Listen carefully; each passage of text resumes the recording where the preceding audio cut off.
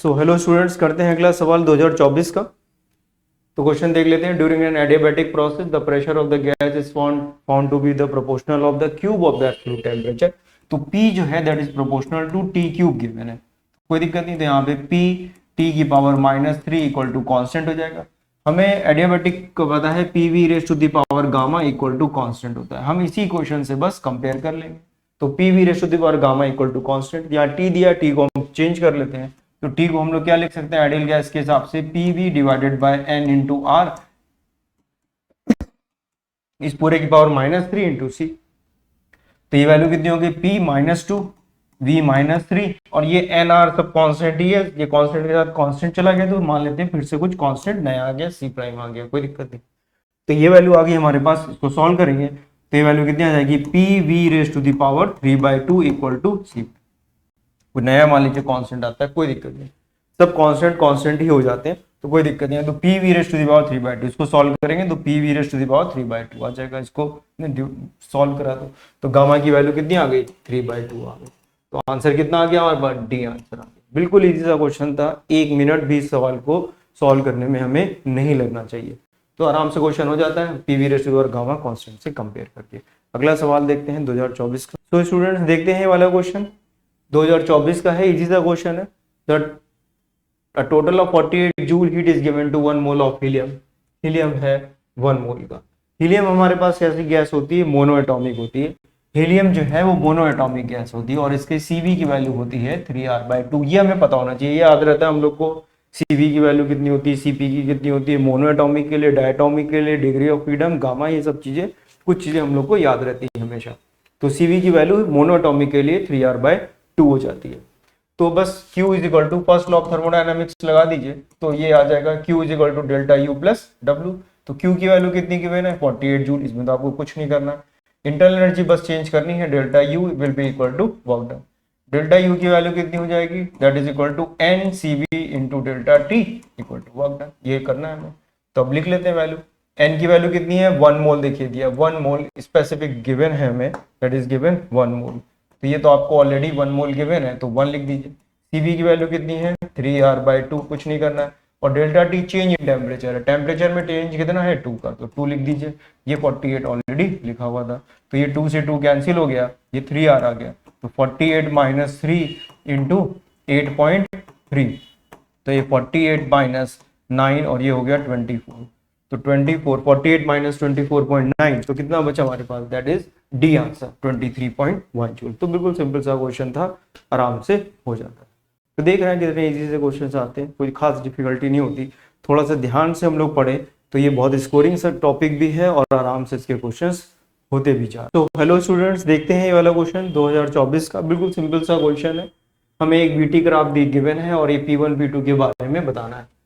और दोनों जो प्रोसेस है हमारे कैसे आइसोबैरिक प्रोसेस है, यानी प्रेशर कांस्टेंट रख के हमने इनको सॉल्व किया। तो जरा आप देखें, अगर इक्वेशन यहाँ पे देखें तो PV इक्वल टू NRT। तो अगर हम यहाँ से V/T लिखें तो ये वैल्यू आ गई NR/P। तो सेम मास से ही सारा टर्म कांस्टेंट है। ये स्लोप हो गया, बताइए इस ग्राफ के हिसाब से स्लोप ये हो गया। तो स्लोप जो आ रहा है that is inversely proportional to pressure आ रहा है। जिसका स्लोप ज्यादा है उसका प्रेशर कम होगा।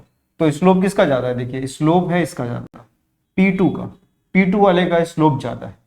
तो P2 का स्लोप ज्यादा है तो स्लोप ऑफ किसका ज्यादा है, स्लोप P2 का। P2 का स्लोप जो है वो ज्यादा है किसके रिस्पेक्ट में, स्लोप ऑफ P1। तो स्लोप जो है वो प्रेशर के इनवर्सली प्रोपोर्शनल है। तो जिसका स्लोप ज्यादा है उसका प्रेशर कम होगा। इसका मतलब हो गया कि P2 is less than P1। बस सिंपल सा था और कुछ नहीं करना था। तो P2 is less than P1 यानी कि आंसर हमारा डी ऑप्शन हमारा करेक्ट है। तो इस केस में डी ऑप्शन बिल्कुल करेक्ट हो जाता है। तो बिल्कुल तुरंत हम इसको देख के ही भी कर सकते थे कि थोड़ा बहुत लिख दिया हमने, अदरवाइज थोड़ी प्रैक्टिस होगी तो आप ये तुरंत देख के भी कर सकते हो। तो इजी सा क्वेश्चन था। अगला सवाल करते हैं 2024 का। सो स्टूडेंट देखते हैं अगला सवाल 2024 का। 0.08 kg air is heated at constant volume 5 degree पर। The specific heat of air at constant volume 0.17 kilo calorie. देखिए यूनिट का हमें थोड़ा यहाँ ध्यान रखना है, इसी पे बेस्ड ये क्वेश्चन है एक्चुअली में देखा जाए तो यूनिट हमें थोड़ा पता होनी चाहिए कि इसकी यूनिट को कन्वर्ट करना होगा हमें, देखेंगे, ठीक है। 0.17 दिया जो, और conversion factor J1। Change in internal energy, तो देखिए जूल में दिया, ये कैलोरी में, तो पहले हमें इसे कन्वर्ट करना पड़ेगा। तो 0.17 किलो कैलोरी, तो 10⁻³ हो गया कैलोरी। और कैलोरी, एक कैलोरी किसके जूल के बराबर होती है? 4.18, तो 4.18। तो ये हमारे पास यूनिट कितनी आ गई? जूल पर केजी, जूल पर केजी पर डिग्री सेल्सियस। तो ये हमारे पास सी की वैल्यू आ गई, specific heat at constant volume. Internal energy कितना होगा? एनसीबी डेल्टा टी, क्योंकि ये मास दिया है यहाँ पे तो एम लिख लीजिए। ये सी की वैल्यू भी मास के टर्म्स में दी है, इनटू डेल्टा टी लगा दीजिए। मास कितना गिवन है? 0.08। एक्चुअली में हम लोग को जो सी भी हम लोग गैस में पढ़ते थे वो जूल पर क्या होता है? जूल पर मोल होता था। यहाँ पे जूल पर केजी दिया हुआ है, तो यहाँ पर भी उन्होंने केजी दिया हुआ है, तो वो केजी वाला फैक्टर कैंसिल हो जाएगा। तो इसको आप चाहें तो यहाँ केजी में लिख लीजिए, कोई दिक्कत नहीं। वैसे हम लोग मोल में लिखते थे। सीवी की वैल्यू कितनी गिवन है? 0.17 10⁻³ इंटू 4.18, ये हमने लिख दिया। डेल्टा टी की वैल्यू कितनी गिवन है? 5। याद रखिए चेंज इन टेम्परेचर है, तो टेम्परेचर में 5 डिग्री का चेंज लिखें या केल्विन का चेंज लिखें, एक ही बात है, तो कोई फर्क नहीं पड़ेगा। ये इसको आप सॉल्व कर लीजिए, आंसर आ जाएगा। इसकी यूनिट जूल पर केजी, जूल पर केजी पर डिग्री, तो डिग्री डिग्री इससे कैंसिल हो जाएगा, केजी इससे कैंसिल हो जाएगा, पूरा आंसर जूल में आ जाएगा। सॉल्व करेंगे तो ये अप्रोक्सीमेटली 284 पॉइंट समथिंग ऐसे आता है। तो इसका जो बेस्ट पॉसिबल आंसर है वो हमारा ए आंसर आ जाता है। तो 284 के आसपास आंसर इसका आता है। तो बिल्कुल इजी सा क्वेश्चन था, कुछ खास नहीं करना था। आई होप आपको समझ में आ गया होगा। अगला सवाल करते हैं 2024। सो हेलो स्टूडेंट्स, करते हैं अगला सवाल 2024 का। ये बहुत अच्छा क्वेश्चन है। तो पहले देखिए, इस क्वेश्चन को करने के दो मेथड हैं। There are the two different method. एक मेथड तो पूरा है फॉर्मूला बेस्ड, हमें फॉर्मूला पता है, डायरेक्ट फॉर्मूला लगाइए आंसर आ जाएगा, कुछ नहीं करना। अगर आपको फॉर्मूला पता है तो पॉलीट्रॉपिक प्रोसेस की केस में हम लोग वो फॉर्मूला पढ़ भी लेते हैं इन जनरल केसेस के लिए, ठीक है। दूसरा है कि हम पूरा मेथड करें कि जैसे वर्क डन निकाला जाता है उस तरह से सॉल्व कर लेते हैं। तो इसको हम आपको दोनों तरीके से करके बताते हैं। पहले हम आपको बताएंगे शॉर्टकट मेथड जिसमें डायरेक्ट फॉर्मूला लगाएंगे और ये हमारा आंसर तुरंत आ जाए। तो पहला हम लोग देखते हैं फॉर्मूला बेस्ड की फॉर्मूले से किस तरह से तुरंत इसका आंसर आ जाता है।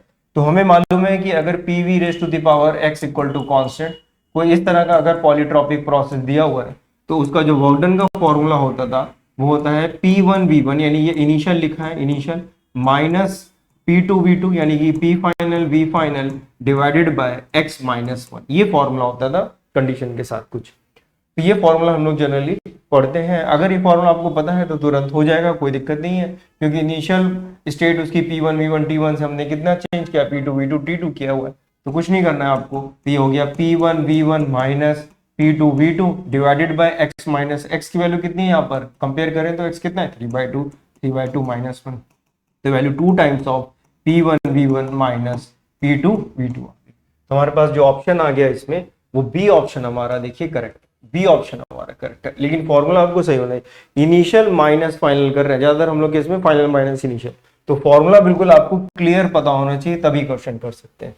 अगर इसका उल्टा कुछ पता होगा तो गड़बड़ हो जाएगा। ऊपर देखिए ऐसे लिखा हुआ है, ये लिखा है P2V2 माइनस P1, ये कॉमन ही लगे हैं, यहाँ पर कॉमन ही लगे हैं, ये सारी चीजें हमारे पास प्रोडक्ट में लिखी है P2V2 माइनस P1V1 और ये P1V1 माइनस P2V2।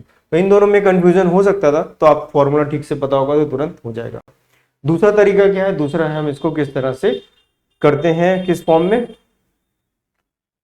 फॉर्मूले के फॉर्म में नहीं बल्कि इन जनरल कैसे करते हैं, कैसे हम लोग इसका वर्क डन निकालते हैं। तो वर्क डन का देखिए फॉर्मूला हमें पता है, इंटीग्रल ऑफ PdV, ये हमें पता है यहाँ पे, और हमें v की वैल्यू गिवन है PV raise to the power 3/2 की वैल्यू k गिवन है। तो ये हम सेकंड मेथड कर रहे हैं जो हम लोग को पूरा प्रोसेस के थ्रू करना पड़ेगा, जो वर्क डन की डेफिनेशन के थ्रू हम लोग कर सकते हैं। तो P की जगह हम लोग क्या लिख सकते हैं? P की जगह लिख सकते हैं K/V की पावर 3/2 इंटू dV, इंटीग्रेट कर दें, K बाहर कर दीजिए, तो V की power minus 3/2 plus 1 minus 3/2 plus 1, ये आपने लिमिट लगा दी V1 से लेके V2 तक। जो स्टेट थी हमारी वो देखिए लिखी थी, क्या स्टेट लिखी थी हमारे पास? स्टेट देखिए V1 से हम V2 गए, इनिशियली V1 से लेके V2 तक गए। तो बाय डेफिनेशन हम लोग सॉल्व कर रहे हैं, अब फॉर्मूले का यूज नहीं कर रहे हैं। फॉर्मूले से तो आपने देखा है कि तुरंत आ गया, कुछ नहीं करना पड़ा, फॉर्मूला लिखा और आंसर आ गया, बिल्कुल भी मेहनत नहीं करनी पड़ी इसमें। अब यहाँ पे वैल्यू देखिए तो ये वैल्यू कितनी आ जाएगी? माइनस हाफ आ गए तो ये वैल्यू आ गई -2, ये लिखा के, और ये वैल्यू कितनी आ गई 1/रूट में आ गई, ये वैल्यू 1/रूट भी आ गई, तो ये 1/√v2 माइनस 1/√v1 आ गया। इतना हम लोग ने सॉल्व कर लिया। के को आप अंदर मल्टीप्लाई कर दीजिए तो ये 2 और ये आ जाएगा k/√v2 माइनस k/√v1, ये वैल्यू आ गई। अब देखिए के क्या लिख सकते हैं हम लोग, p1v1 की पावर 3/2 को भी k लिख सकते हैं और p2v2 की पावर 3/2 को भी k लिख सकते हैं। तो ये कांस्टेंट है तो हम दोनों स्टेट जो इसकी गिवन है हमें स्टेट, तो ये फॉर्मूला तो हर जगह वैलिड है, तो p1v1 की पावर 3/2 की k हो जाएगा और ये भी इसी तरह से लिखा जा सकता है। तो याद रखिए जहां पर ये v2 लिखा हुआ है, नीचे v2 लिखा है, उसमें k की वैल्यू हम ये यूज कर लेंगे जिसमें v2 आ रहा है, और जहां पे नीचे v1 लिखा है उसमें k की जगह हम ये वाला फॉर्मूला यूज कर लेंगे। तो देखिए क्या वैल्यू आ जाएगी, और तो वैल्यू आ जाएगी -2, अंदर आप लिखेंगे तो वैल्यू आ जाएगी कितनी, p2 v2 की power 3/2 divided by √v2 minus p1 v1 की पावर 3/2 डिवाइडेड बाय √v1। तो ये आप सॉल्व करेंगे तो ये ऊपर जाएगा 3/2, ये माइनस हाफ तो v1 बचेगा, तो ये वैल्यू आ गई हमारे पास कितनी -2, ये आ गया माइनस p1 v1, और ये माइनस आप अंदर मल्टीप्लाई कर दिए तो 2 times of p1 v1 minus p2 v2, तो ये हमारे पास वर्क डन आ गया। तो देखिए वही आंसर इसका आ रहा है, बस में थोड़ा सा आपको इंटीग्रेट करके जो प्रॉपर डेफिनेशन है वर्क डन की उसका यूज करके हम लोग ने इसको सॉल्व किया। तो इससे तो सारे प्रॉब्लम ही सॉल्व हो जाते हैं जिसमें भी वर्क डन पूछा जाता है, क्योंकि ये बिल्कुल बेसिक फंडामेंटल से हम लोग ने स्टार्ट किया। लेकिन मेंस में टाइम का बहुत कंस्ट्रेंट रहता है, हमें क्वेश्चन जल्दी करने होते हैं, और अगर हमें कुछ डेफिनेशंस पता है, कुछ फॉर्मूले पता है जिनसे हम जल्दी कर सकते हैं तो ये कर देना चाहिए। तो हेलो स्टूडेंट्स, देखते हैं अगला सवाल 2024 का। इजी सा बिल्कुल क्वेश्चन है, बिल्कुल आराम से पढ़ लेते हैं हम लोग और तुरंत ये क्वेश्चन हो भी जाएगा।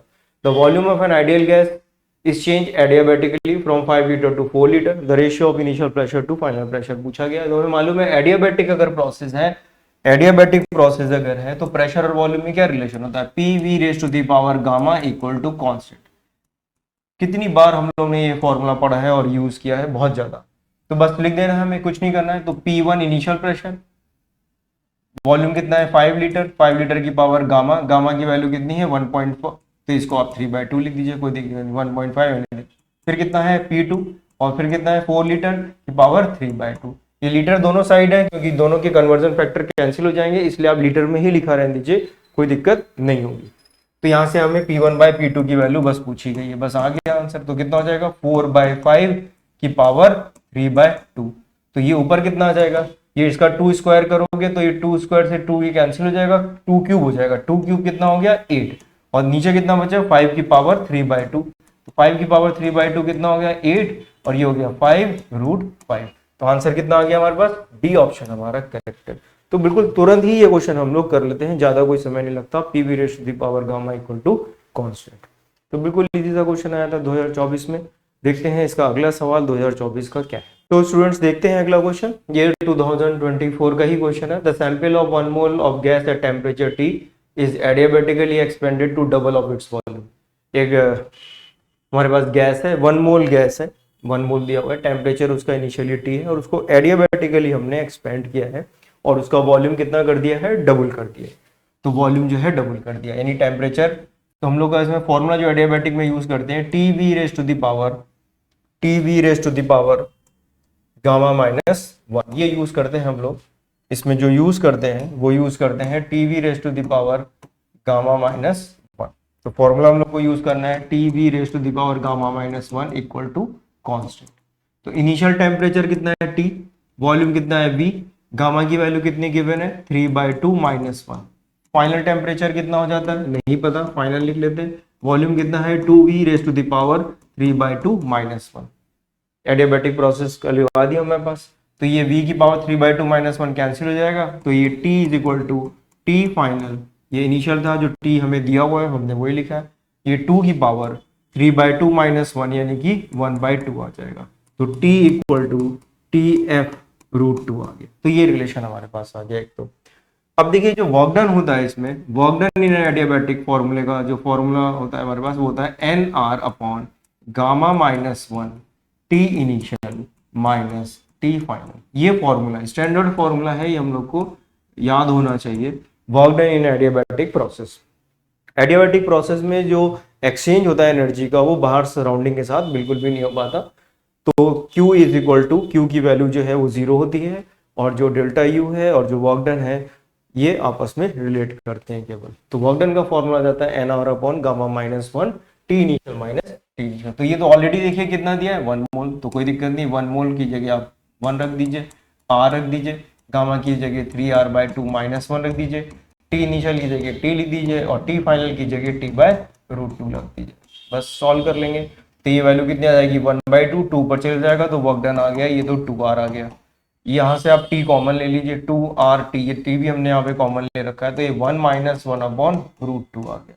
अब इस 2 को अंदर ले जाइए तो ये वैल्यू आ गई TR, ये वैल्यू आ गई 2 - √2।